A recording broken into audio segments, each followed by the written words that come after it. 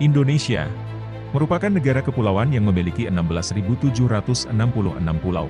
Dengan bentang garis pantai sepanjang 81.290 km, terbesar kedua di dunia setelah Kanada. Juga menjadi negara dengan keanekaragaman hayati terbesar kedua di dunia setelah Brasil. Hal ini menjadi peranan penting dalam stabilitas sosioekonomi di tingkat nasional maupun regional, dalam menjaga lingkungan dari perubahan iklim akibat pemanasan global. Negara kepulauan memiliki karakteristik tersendiri dibanding negara kontinental. Karakteristik ini terletak pada adanya dinamika dalam bidang sosioekonomi dan lingkungan.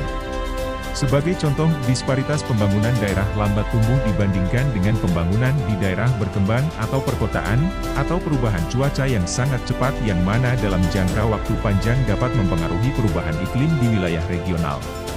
Hal tersebut juga dapat memiliki andil dalam upaya mempercepat pengentasan kemiskinan, terlebih lagi dapat mempengaruhi ketahanan pangan nasional apabila perubahan iklim tidak dapat diantisipasi secara dini. Sistem informasi dapat memberikan informasi penting bagi pengambil keputusan dalam merumuskan kebijakan secara cepat dan akurat dalam mengakselerasi pemerataan pembangunan. Salah satu sistem informasi tersebut berbentuk dalam data citra satelit yang dapat diolah dan dimanfaatkan untuk dijadikan solusi dalam pengambilan keputusan dalam berbagai bidang.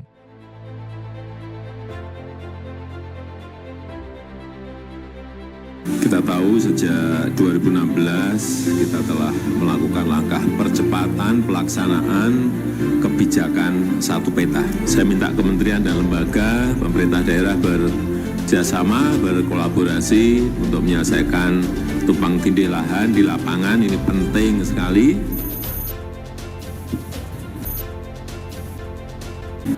Hasil FGD tadi, berbagai rekomendasi nanti akan diputuskan di dalam Rakernas ini untuk dimasukkan di dalam white paper kebijakan satu peta yang rencananya akan diserahkan oleh Pak Menko selaku Ketua Tim Nasional untuk kebijakan satu peta ini kepada Bapak Presiden. Dan insya Allah dijadwalkan di minggu depan Pak Menko untuk penyerahan white paper dan juga peluncuran geoportal kita.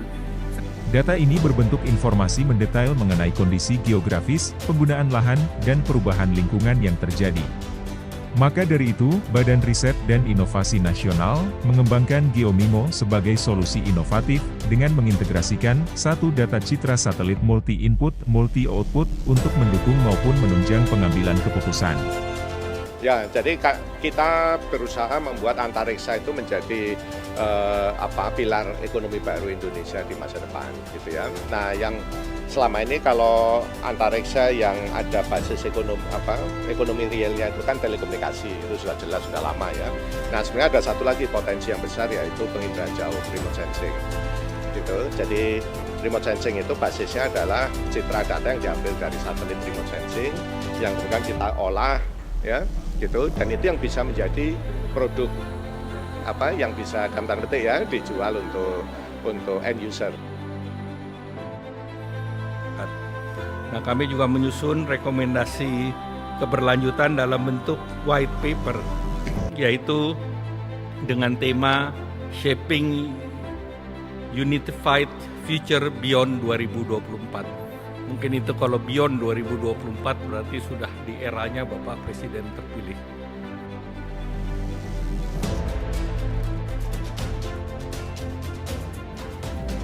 Kebijakan satu peta ini ternyata dalam waktu singkat telah berhasil menurunkan tumpang tindih pemotongan ruangan tadi disampaikan sebesar hampir 20 juta hektar. Memang masih kita ingin yang lebih baik lagi.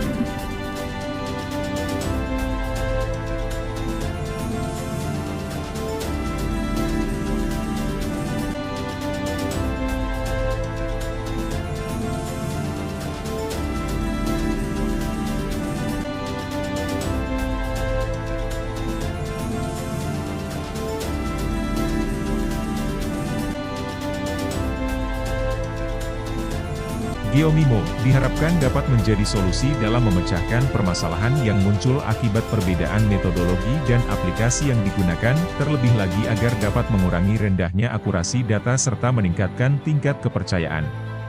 Di samping itu, inovasi ini juga bermanfaat dalam berbagai sektor mulai dari pertanian, deteksi kebakaran hutan, hingga identifikasi daerah kumuh.